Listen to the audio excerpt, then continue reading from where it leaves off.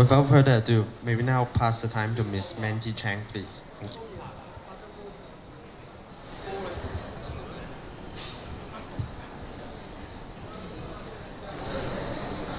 Hello. Good afternoon, everyone. So thank you very much for inviting me to this forum. And I'm Ms. Mandy Cheng from Intertek. I'm the Food Safety Manager. And today we are going to talk about food safety because most likely I'm working on certification and auditing and training on food safety, and I've been working in the field for 15 years, and most of the time we are working on food safety. So today's topic is, what does food safety mean to you? So everybody needs to eat, right? You have 3 meals a day. So why food safety is so important to you? Today we are going to share some of the ideas of food safety. Let me introduce a little bit about our company. Our company is called Intertek. We are a global company based in UK, and we have 130 years experience on, we call it TIC services, testing, inspection, and certification. And we are not only doing business regarding to food, but we are also doing business on electrical hard lines meaning the furniture or some kind of some juvenile products, and also textile, and some kind of, we call it cargo.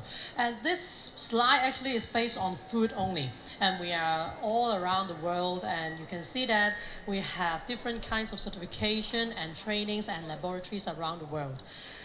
And to focus on the services we are providing, actually we are doing from farm to fork. You can see that from the cow, how you milk the cow, how you farm the cow. It is very essential that food safety starts from the farm. And eventually, maybe it goes to the production, to the distribution. And actually, the food chain is nowadays getting longer and longer. And we have delivery, storage, retail, a lot of agents and brokers in between, and transportation is becoming very important. And finally, we go to, in Hong Kong, most likely it's catering, but not manufacturing, because we have a lot of catering establishments in Hong Kong. So nowadays, we are not only providing, you can see that TIC, what I mentioned before, we are doing ATIC. A means assurance, because many cases are no longer very standard. We need to see how we can be very proactively to handle food safety issues. So we are providing assurance service as well. Okay, getting back to our topic today. What does food safety means to you? Every day you are eating a lot of food every day, and we are getting more prepackaged food because we are very busy every day, and then we need to buy prepackaged food as convenience. So why there are some, you have a look on the prepackaged products, there will be some labels on the package. So what does it tell you? Why you need to read it? So first of all, I'd like to have a look on the 1+7 law, where we call it a nutrition label. And somehow there will be some nutrition claims on the labels. I'm going to share a little bit about this topic. So what is, we call it 1+7 in Hong Kong. 1 is energy. So how much energy is the prepackaged food giving you? We call it energy, okay, that's the 1. And there will be 7 core nutrients. First of all is protein, then carbohydrate, total fat, saturated fat, trans fat, sodium, and sugars. Some of them is good for your health, some of them are bad for your health. So we need to know if, for example, I'm sure you know that fat is not very good to our health. If the product got a lot of fat, so should you choose that product, or you need to actually have a very balanced diet. For example, I have been having vegetarian diets for months. So today I'm going to eat some meat. So if there's a little bit more fat, it's still okay. And also sugar is not good as well. We need sugar, but not in a high level. But protein and carbohydrate, we need more. So we need to have a look on the nutrition facts of the products. And this is the because Hong Kong government get a law of nutrition label, this is a template of that. We can see that there is a cholesterol there. Cholesterol actually is not good to our health, but it is not essential to put cholesterol in the nutrition label. But in one case, there must be a cholesterol content there. And if there is a claim, for example, it is low fat, so it is something regarding to fat. So people think that, oh, low fat should be good for my health. But if it is the food got low fat, but if there is any cholesterol inside, because cholesterol actually is affecting our health as well. So if there is a claim on any type of fat, then the label would need to have cholesterol content. Okay. For other nutrients, and so it is for other nutrients, declaration is voluntary, provided that it is accurate. So how people will think that, okay, when I do testing on, when I'm doing R&D, so I do testing on the products to make this label, but when the government is going to check my product, maybe there is a little bit variance because my product is a little bit fresh. So sometimes the sugar content is higher, sometimes protein content is a little bit lower. So there will be a tolerance of 20% when it is being tested by the government. Okay, there's a 20% tolerance. And also, how actually the nutrient content is being displayed. There are 3 methods. First of all is per package. It will tell you all the nutrient contents per package. But it's kind of difficult for the consumer. For example, I'm not going to eat the whole package, it's very big. And I need to divide it to, let's say, 3 times, 4 times. Then I need to calculate by myself. But anyway, actually, this is one kind of method that the government actually is okay with that. The second is preserving.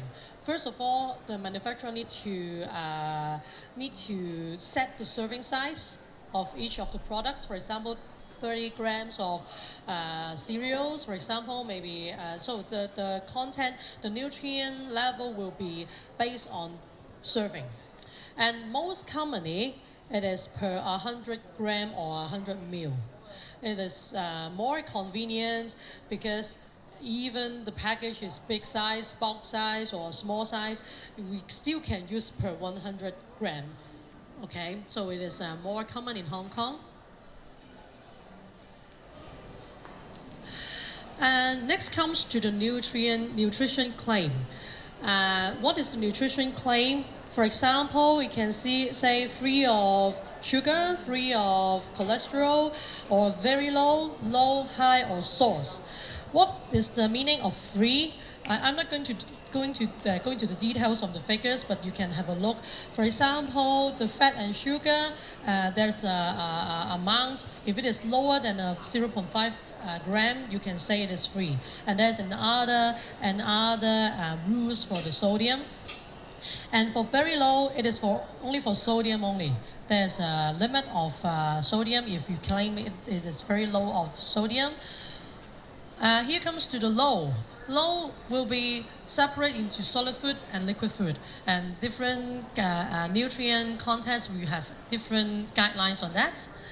High, for sure, you will not say high in fats, high in sugar because it is not good for health. But maybe it's high in protein, high in dietary fiber. So, and also calcium. Calcium, this is an example. Calcium is good for our bones. So there is a guideline for solid food and liquid food. And source meaning they are fortifying some nutrients inside, so there's another guidelines on that.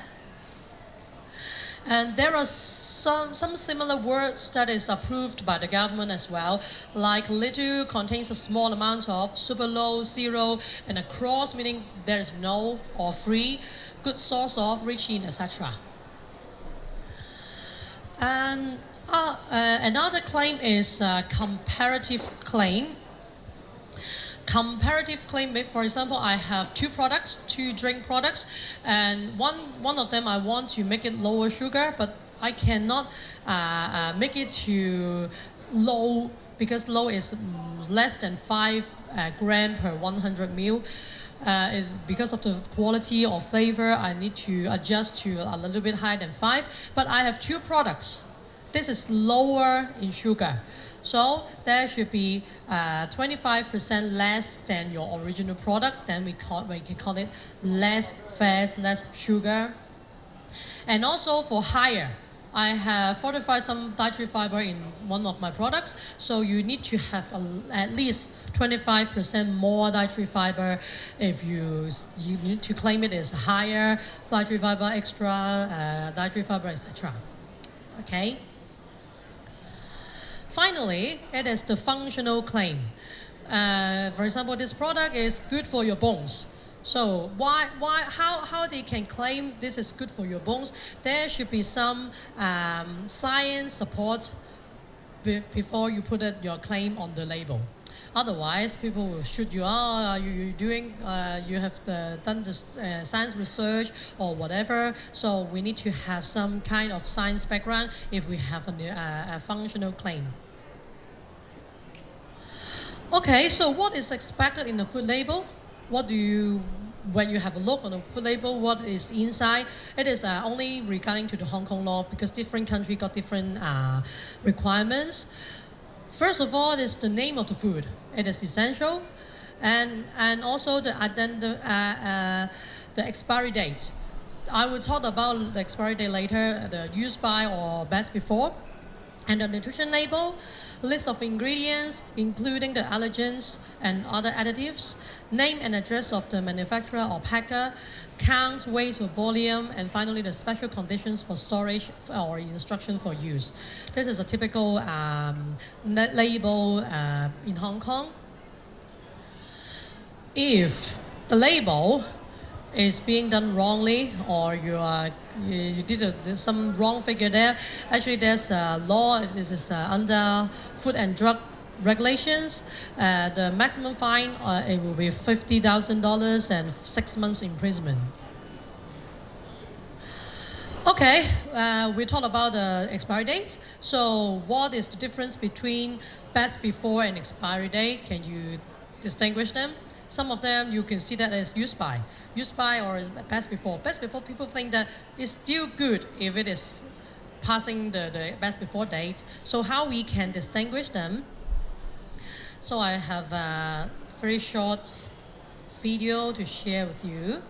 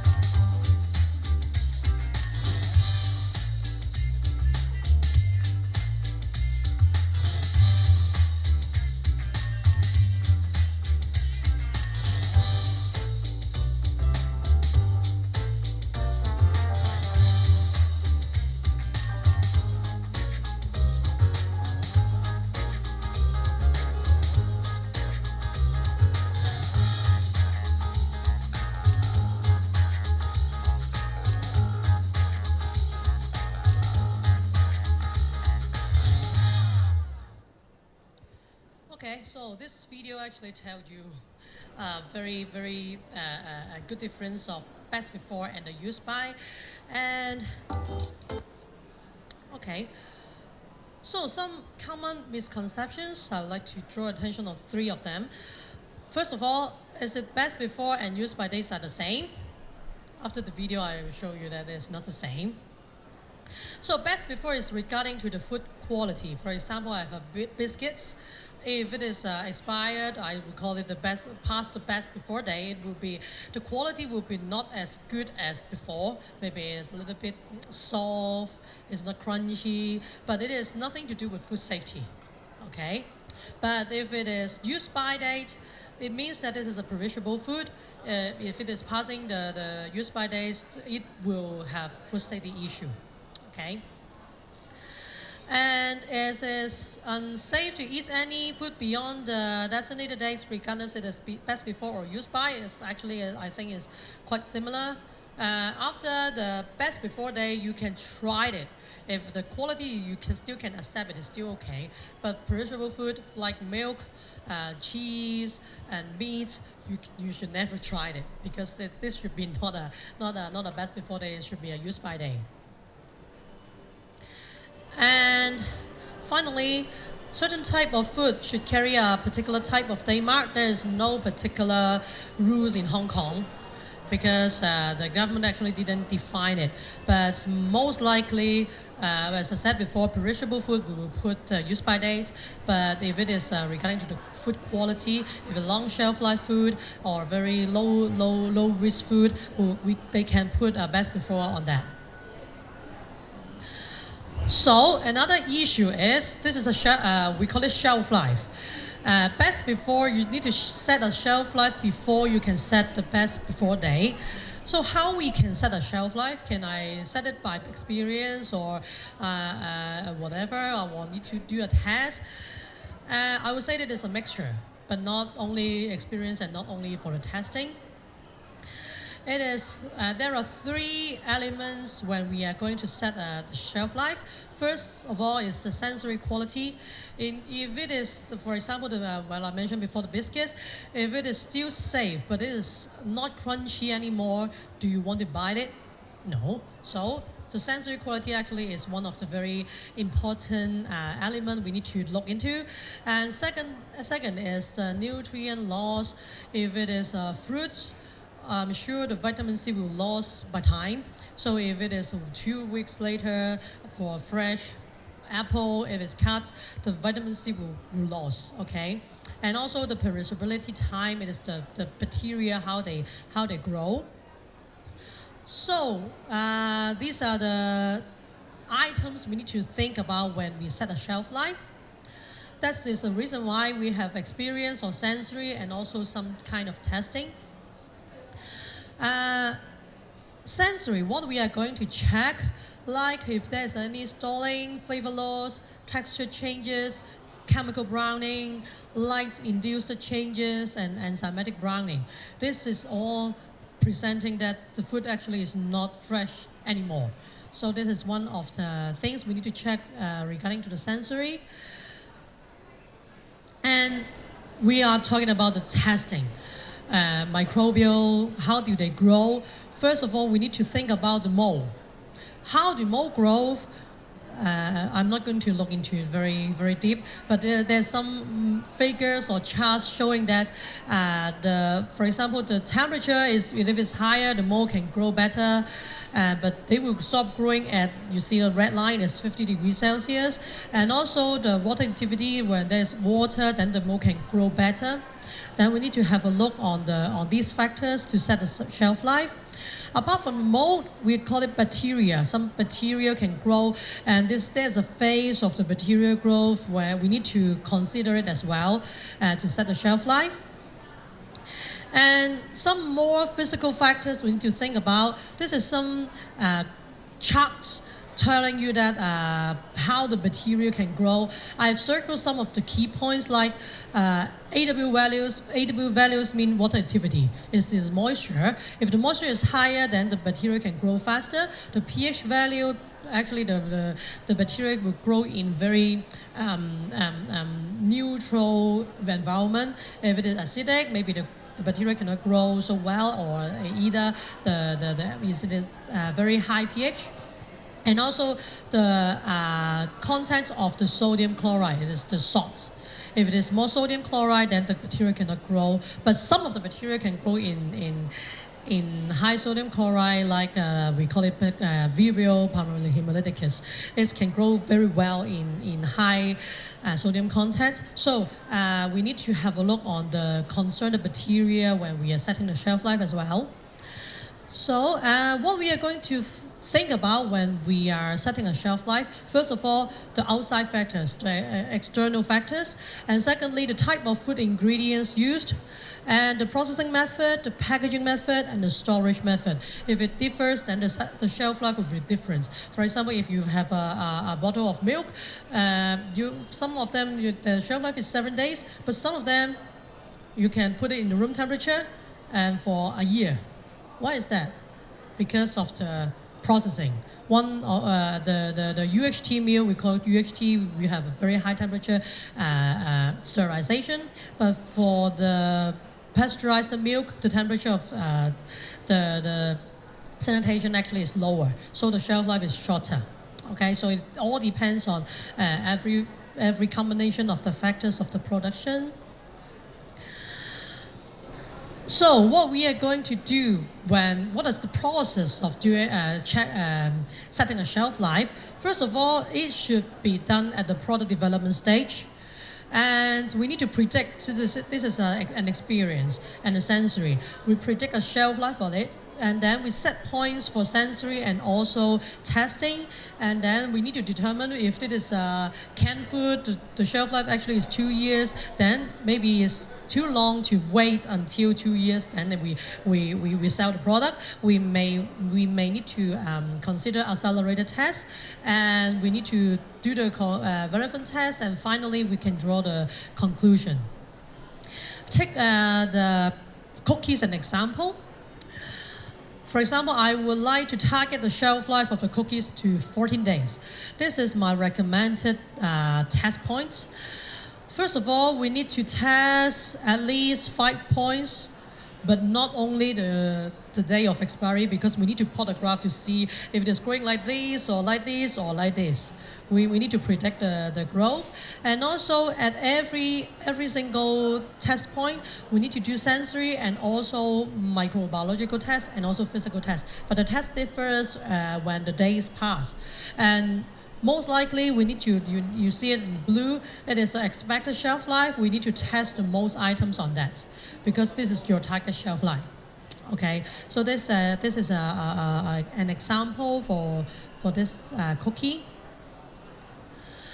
So what Intertek can help you when you are doing some business of the food, it is in a R&D stage. We can do all the nutrient content testing, and also we can do allergens. If you want to claim your food is gluten-free, then we need to test the gluten that is free of gluten. Or if you claim it is lactose-free, then we need to test lactose if there's really no lactose in your products.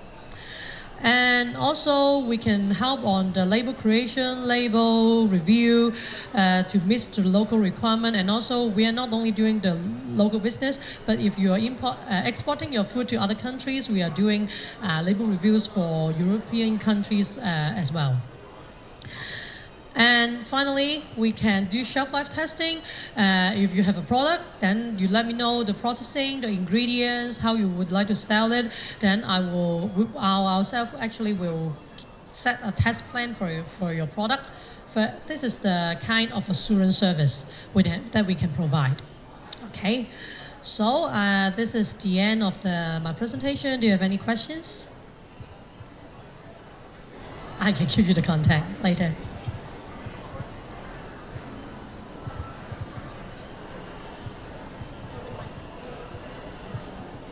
I would like to ask for the microbial test. Is it a part of stability test? Is it stability test a must for the regulation in Hong Kong? The regulation in Hong Kong didn't mention very detail on how you set the shelf life or stability, but you need to prove. Yeah, so depends on the product you're producing. We need to have a look on stability. Microbiological test might be one of the stability tests, but we need to get into the processing and the ingredients of the products. Yeah.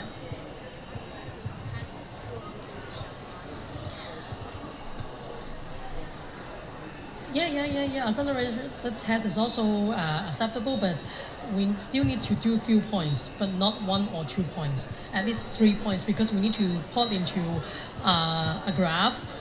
Yeah. We can discuss a little bit more later. Sure. Later I will give you. Hi, I have a question. What is the price? How much does it cost for one product to make the full test? So take the example of the cookies, because the test one is fluctuating, right? And let me go back to the page. So this one, I need to calculate. Roughly, is it 1,000, 10,000, 100,000, or? Few thousand. Few thousand. Thank you. Yeah, sure. We're here in Hong Kong. Any other questions? And thank you. Thank you very much for sharing. Now may we invite Ms. Joey Lau to come on stage to share with us. Thank you.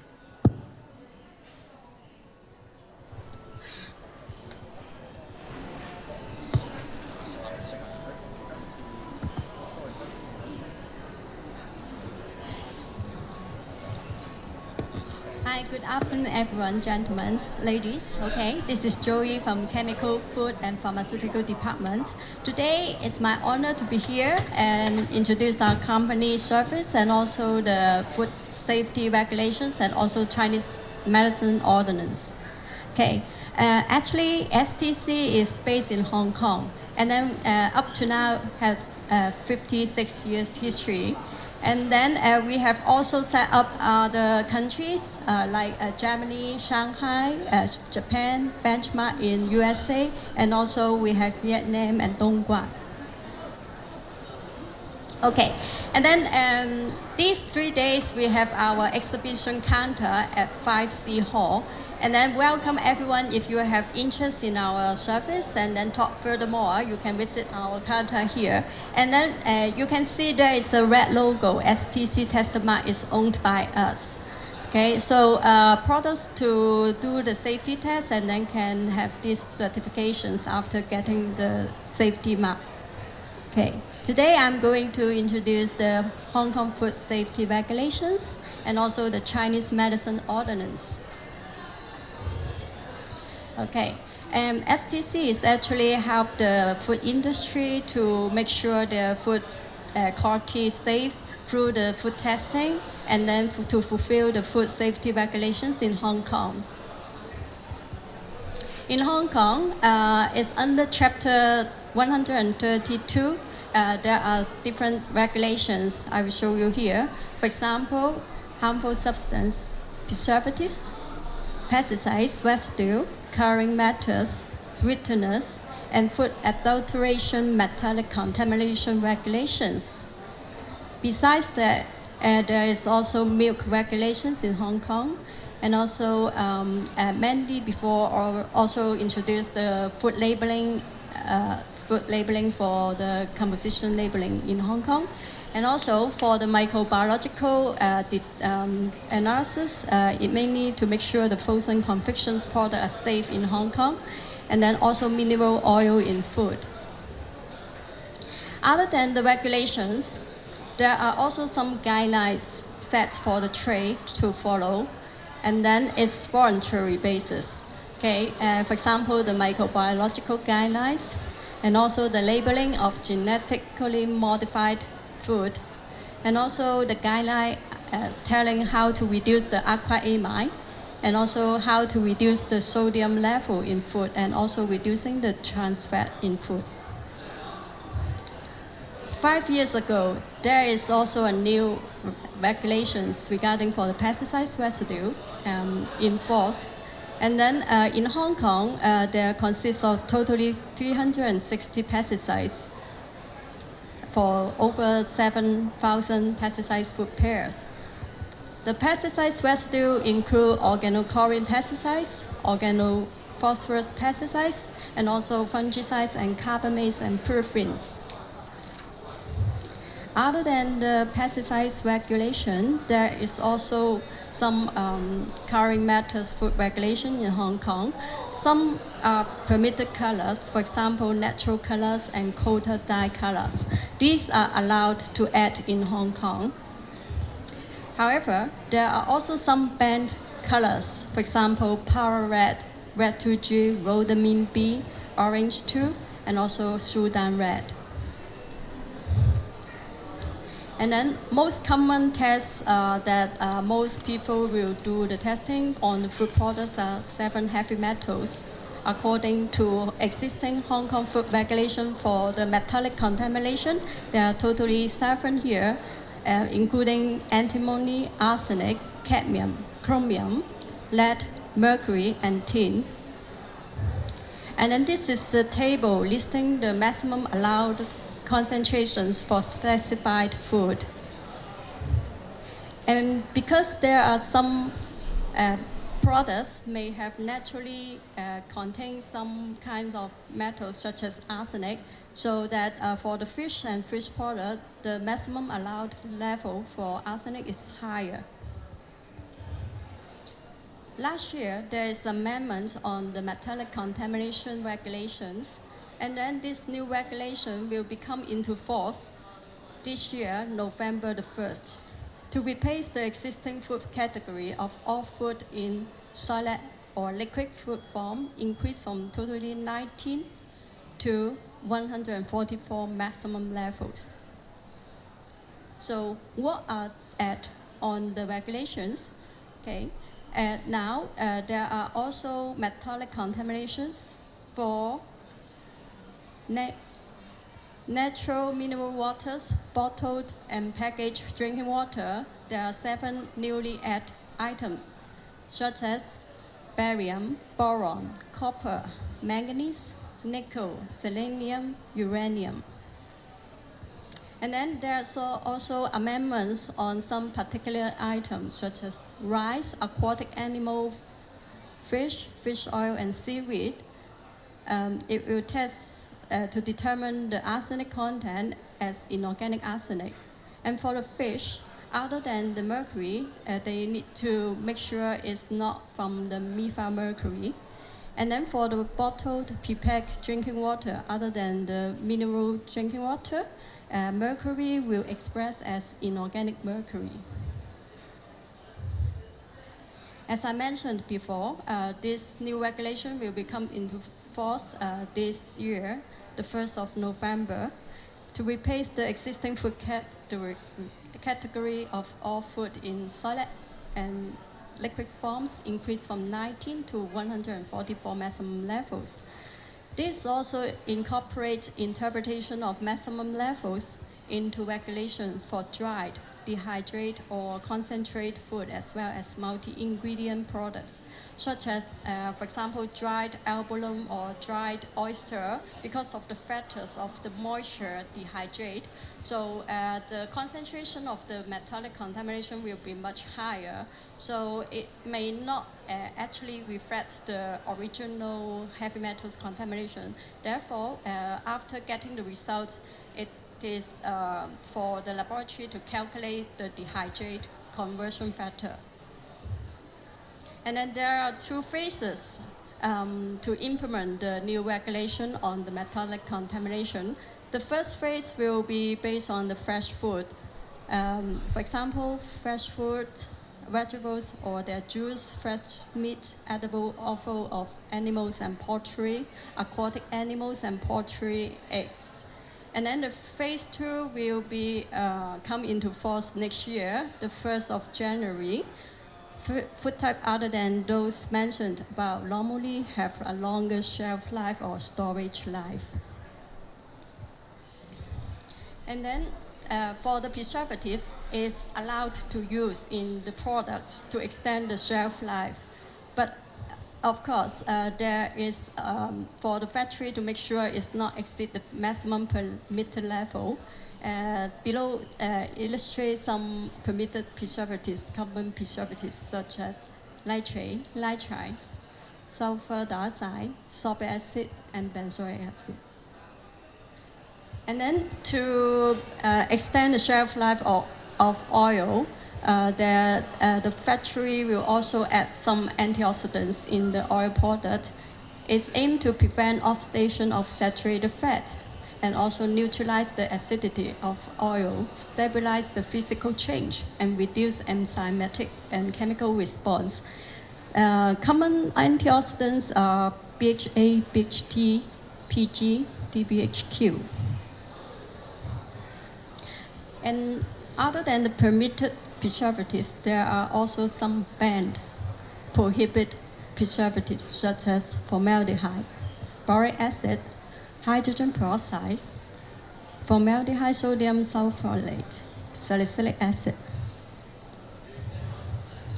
And other than the preservatives, there are also some harmful substances that are prohibited to import for the food containing of the substance they have in excessive concentration. Okay, totally there are 39 substances with maximum level. It means it can be allowed, but there is level set. And then also there are 7 substances in prohibition list. Below are some examples. Mycotoxin, alpha-toxin is allowed, but it has the maximum limit. And then for the wet drugs, such as Pharmaceutical, is not allowed to be found in the meat product. And some matcha green in fish. And also some harmful substance like melamine in the milk product before. And for the frozen confection, there is frozen confections other than soft ice cream to be kept on below -2 degrees Celsius. Frozen confections not to be manufactured except under license. And then there are also bacterial standard for the frozen confectionery on sale. The limit is showing here. The frozen confectionery is not to contain more than 50,000 bacteria per gram or more than 100 coliform bacteria per gram. And then for products selling in Hong Kong, it must with the nutrition labels. Because before have already introduced, so I'm not going into details. There are also some exemptions that not need to do the nutrition label, such as infant follow-up formula, foods for infants or young children, food for special dietary use, or the package volume. The package surface is less than 100 centimeters square, fresh food, and also product have annual sales volume less than 30,000 units. But of course, this one need to apply for the exemption and then stick the label on the package. And if the products have some nutrition claim that is less low fat or free fat, there is also guidelines on guidelines and conditions for follow.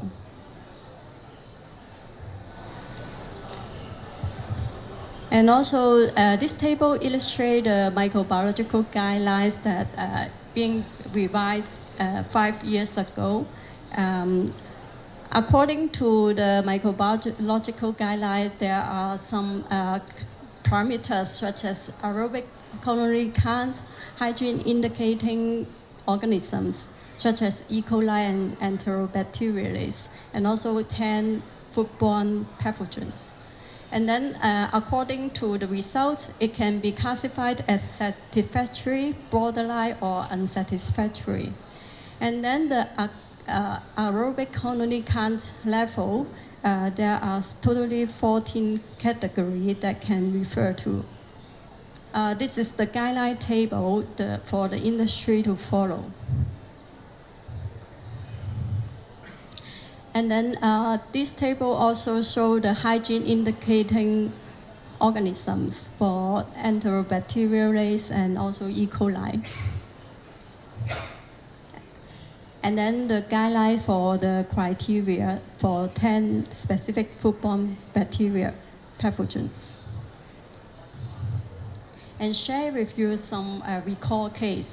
Last year, 2018, there are totally 93 food incident posts, and also 31 trade alerts and 30 press release alerts to the public and the trade, and totally 450 food recalls related to undeclared allergens. 46% of cases related to the microbiological hazards, and other cases are also related to chemicals, such as use of unauthorized or excessive preservatives or undeclared allergens. And also some recalls related to the foreign matters found in the food. Latest this year, there are some examples of recall cases here. For example, the canned pork products due to the presence of low levels of nitrofuran's metabolite.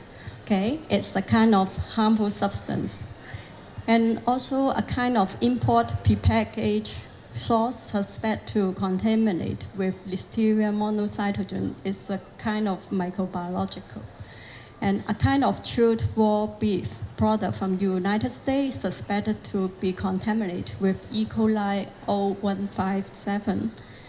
And regarding for the labeling, prepacked protein bar may contain allergens,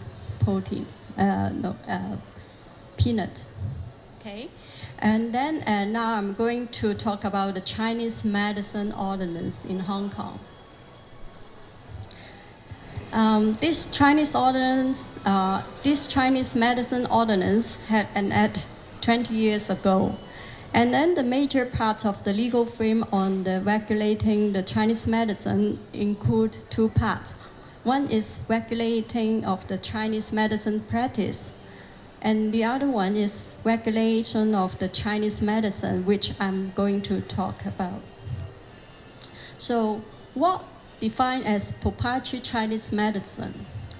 It composes active ingredient. So any Chinese herbal medicines, any materials of herbal, animal, or mineral origins customarily used by the Chinese, or any medicines and materials refers to the above two subparagraphs. Proprietary Chinese medicine also will formulate in a finished dose form, such as capsules, pills, or tablets, and known or claimed to be used for the diagnosis, treatment, prevention, elevation of any disease or any symptoms of a disease in human beings, or for the regulation of the functional state of human body. In Hong Kong, no person can sell, import, or post any proprietary Chinese medicine unless proprietary Chinese medicine is registered under Chinese Medicine Council of Hong Kong. And also, proprietary Chinese medicine must be labeled and packed insert. There are also other regulations about Chinese medicine in Hong Kong.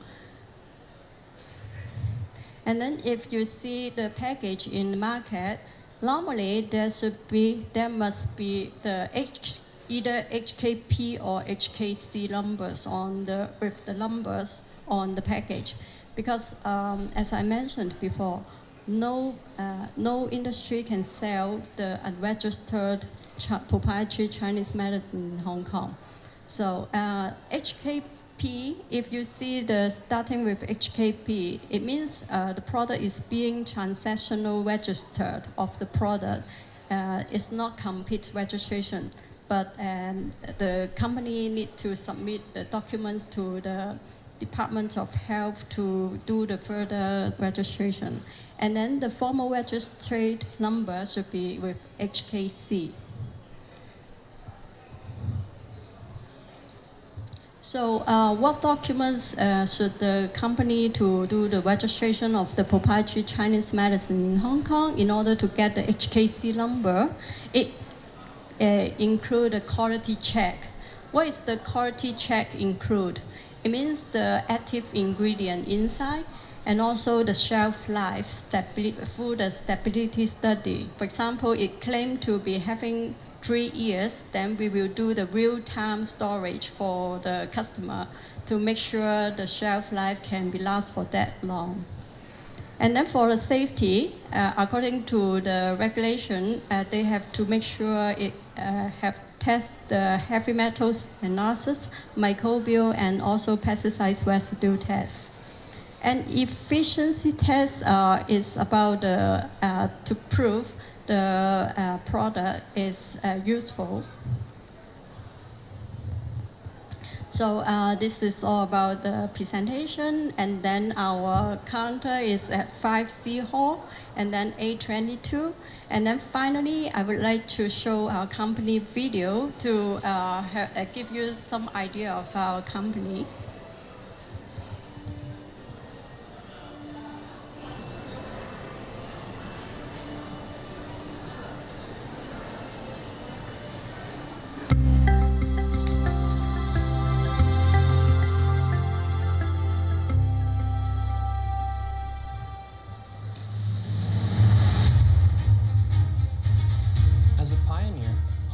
Standards and Testing Center, STC, was established in 1963 as Hong Kong's first independent and not-for-profit testing, inspection, and certification organization. Since its establishment, STC has tirelessly committed to deliver excellent services with supporting experienced professionals. We adopt modern technologies and invest in up-to-date equipment and facilities. We provide a comprehensive range of services and tailor-made solutions to our customers and manufacturers. STC is very keen on developing the local and overseas markets. We have been expanding our global network to meet a global trade and world manufacturing demands. Furthermore, STC is the first non-governmental laboratory to receive accreditation from CNCA to provide comprehensive CCC mark services in both Hong Kong and mainland China. Our one-stop service is mainly classified into 3 categories, namely testing, inspection, and certification. Our scope of services covers testing of traditional toys, children's and baby products, gifts and premiums, stationery and school items, and sporting goods. Specific testing has been accredited for specific test items as listed on the respective directory of accreditation by CNAS, DAX, Hong Kong Accreditation Service, and Japan Ministry of Health, Labor, and Welfare. STC is also a Japan Toy Association approved laboratory for ST mark testing, and a U.S. Consumer Product Safety Commission approved testing laboratory for CPSIA testing. STC provides one-stop CCC testing and support services from the application and document preparation to the testing to meet all your CCC needs. We strive for the highest standards to assure general consumers that our tested products are safe to use. We conduct chemical tests that indicate the level of pesticides and harmful substances found in food. Our microbiological tests can reflect the hygiene level of food and cosmetics. Our DNA test can serve as a quick and accurate method in the identification of GM components found in food products and can identify any biological organisms by analyzing their unique genetic codes. STC is the first GLP medical device laboratory to be verified by OECD.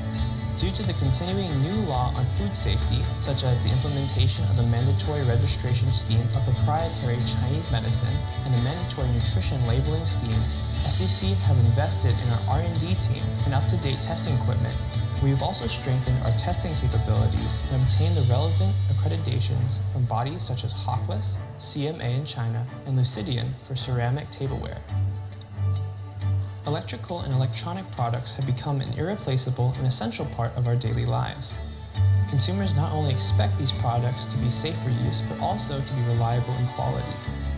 In this highly competitive and complex market, it is especially important to manufacturers, suppliers, and retailers to ensure that their products are meeting consumer expectations.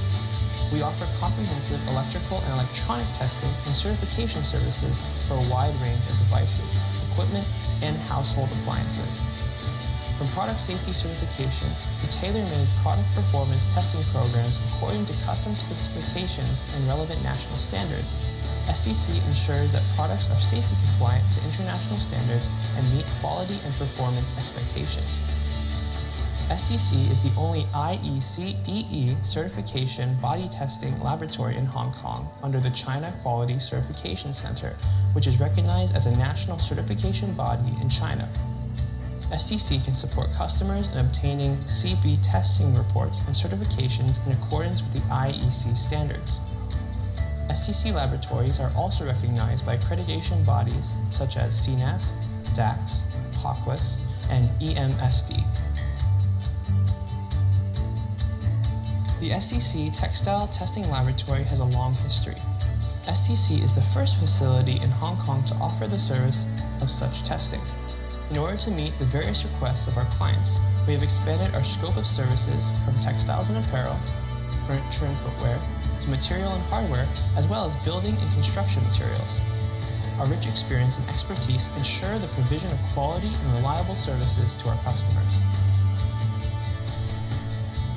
We have obtained accreditations from most of the world's leading organizations, including HOCLIS and CNAS, for flammability and performance tests, and CPSC third-party laboratory accreditation for flammability tests.